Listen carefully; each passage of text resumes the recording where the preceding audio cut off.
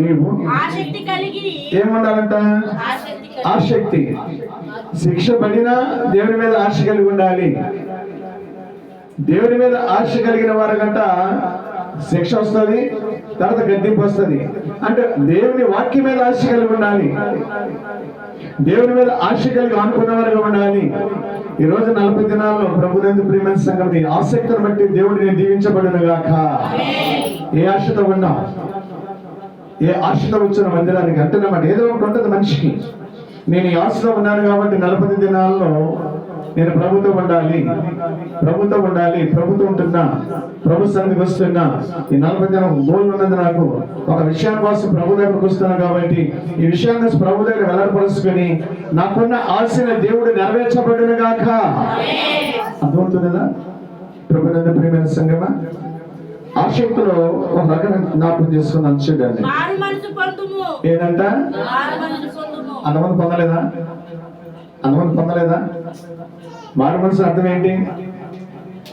ఒకసారి మనం అన్నం పెట్టుకుంటాం, సెకండ్ ఏం చేస్తాం? మారు అని అంటాం. రెండోసారి మారు మనసు పొందండి. ఒకవేళ మనలో 40 దినాలు ఉన్నాం కాబట్టి కొన్ని వీక్నెస్ ఉంటే, దేవునికి ఒకవేళ అయిష్టకరంగా ఉంటే, ప్రభుకి ఒకవేళ వ్యతిరేకంగా ఉంటున్నమాట, మారు మనసు పొందు. మళ్ళీ నీ జీవితాన్ని మార్చుకోవాలి. క్రైస్తవులా, మార్పు లేని మానవుడా, మార్చుకోలేని క్రైస్తవుడా, నిలకడలేని విశ్వాసి, స్థిరవలేని సంగమా, ఎన్ని నీళ్లు లేకపోతే ఎన్ని చేసినా ఎన్ని విధాలుగా నువ్వు ప్రభుని హత్తుకున్నట్టున్నమాట తెలుసా? నీకు శిక్ష వస్తూనే ఉంటది.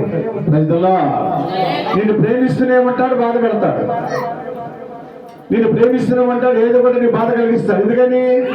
నిన్ను ప్రేమిస్తున్నాడు, కానీ ప్రేమకు బద్దులై ఉండాలి మనం. ఎప్పుడైతే ఆ ప్రేమ బొద్దుల్లో అవకుంటున్నామో ఏదో కొన్ని విషయాల్లో ప్రభు నిన్ను శిక్షిస్తూ ఉంటాడు, బాధ పెడుతుంటాడు. మనం దాన్ని ఐడెంటిఫై చేసుకోవాలి. ఏంటబ్బా నాకు ఇదని, ఆయన ప్రేమకు తగినట్లుగా ఉంటున్నామా లేదా? ఈ సమస్య నాకు ఏంటి పరిష్కారం ఏంటంటే ప్రభు మాట, ఒకవేళ మనలో ఏమన్నా కానీ మాత్రం దేవునికి అవిధేయత ఉన్నట్లయితే ప్రభు మాట మార్చుకోవటానికి దేవుడు అంటారు, నువ్వు మారు మనసు పొందటానికి ఆసక్తి కలిగి ఉండు. హల్లెలూయా, హల్లెలూయా. ఆలోచించండి ప్రభునందు ప్రియమైన సంగమా. అందుకోసం అంటున్నమాట, ఇదిగో నేను తలుపు వద్ద నిలుచుండి అంటున్నమాట. ఇదిగో వినండి, ఇదిగో నేను తలుపు వద్ద తట్టుచున్నా. ఎన్ని సంవత్సరాలు తెలుసా? తలుపు అనేది హృదయానికి సాదృశ్యం.